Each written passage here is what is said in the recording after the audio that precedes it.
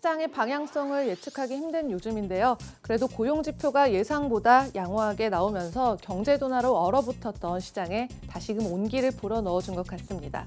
그럼 오늘은 이번 주에 주목해야 될 주식 세 종목을 살펴보도록 하겠습니다. 네, 먼저 영원한 이 선두 주자는 없는 걸까요? 무섭게 질주를 하다가 무겁게 제동이 걸려버린 테슬라입니다. 이 주가를 보면요, 최근 미국 국채금리 급등 여파로 기술주 전반이 주가 하락을 겪었는데요. 테슬라의 지난 1월 말 고점은 883달러 선이었고요. 금요일장에서는 597.95달러로 마감을 하면서 5주 사이에 32% 급락하게 됐습니다. 그래서 나스닥 지수는 최근 3주 사이 10% 정도 하락을 했지만요. 테슬라는 20% 넘게 하락세를 그렸습니다. 이런 약세의 원인 크게 네 가지로 볼 수가 있는데요. 우선 전기차 시장의 급등과 경쟁 심화로 볼 수가 있습니다. 미 국채금리 상승에 따른 이 기업의 차입 비용 증가가 고평가 기업에 대한 우려를 키웠는데요. 물가 상승 경고에 따른 공포가 그동안 고평가됐던 이 테슬라 주식의 매도세에 부채질이 될 수밖에 없었고요. 특히 기대감과 투기 성향도 있었던 만큼 시장 심리 변화에 더 취약할 수밖에 없었습니다.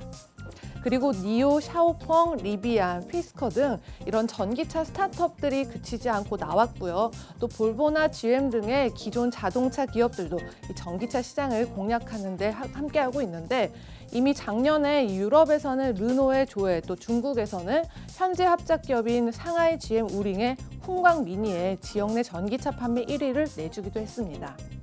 그리고 차량용 반도체 부족으로 이 생산 차질이 있었고요. 또 비트코인의 약세 등이 영향을 끼친 것으로 분석할 수 있겠습니다. 네, 다음은 미국 실리콘밸리 터줏대감 중 하나인 오라클인데요. 사업 분야는 크게 네 가지로 나눠볼 수가 있습니다.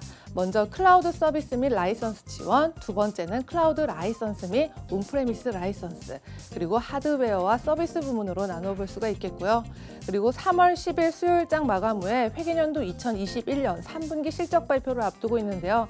우선 지난 분기 실적 다시 살펴보면 매출은 98억 달러, 또 순이익은 24억 달러를 기록했었는데 이 당시 사프라 카츠 CEO는 2분기 클라우드 서비스 매출 비중이 2배 정도로 늘었고요. 또 전체 회사 매출의 74% 정도는 반복적으로 발생하는 비중이라고 전한 바가 있었습니다. 그래서 이번 분기에는 100억 5천만 달러의 매출 그리고 1.11달러의 주당 순이익을 예상하고 있습니다.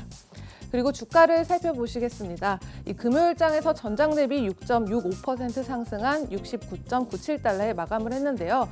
장 외에서도 0.7% 상승하면서 70달러를 넘어서게 됐습니다. 그래서 6개월 동안 총 26% 이상의 상승세에 그리게 됐습니다.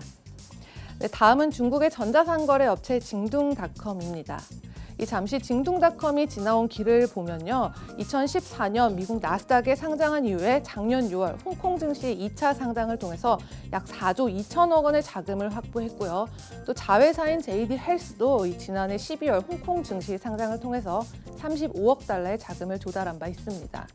그리고 이번에는 이 징둥닷컴의 핵심이라고 할 수 있죠. 이 물류 사업 부문의 소식인데요. 작년 9월 말을 기준으로 800개 이상의 물류 창고를 보유하고 있는 이 JD 로지스틱스를 분사를 해서 이 홍콩 증시에 상장할 예정이고요. 이를 통해서 5조 5천억 원의 자금을 조달할 계획입니다. 이 JD 로지스틱스는 중국 내 물류 기업 중에서 스마트 물류 시스템 구축이 가장 잘 돼 있고요. 세계 최초로 전체 과정을 무인 물류 센터와 이 5G 물류 단지를 조성했기 때문에 향후 방향성이 더 궁금해지고 있습니다. 그래서 이 징둥닷컴의 주가를 보면요. 2월 최고가보다 16% 이상 하락을 했고요. 금요일장에서는 전장 대비 0.17% 하락한 90.2달러로 마감을 했지만 장 외에서는 다시 0.75% 상승세를 그렸습니다. 그리고 이번 주 목요일, 그러니까 3월 11일에 4분기 실적 발표 앞두고 있는데요. 이 애널리스트는 333억 달러의 매출 그리고 0.19달러의 주당 순이익을 예상하고 있습니다. 지금까지 글로벌 금융시장 신쿵 브리핑 펄스였습니다.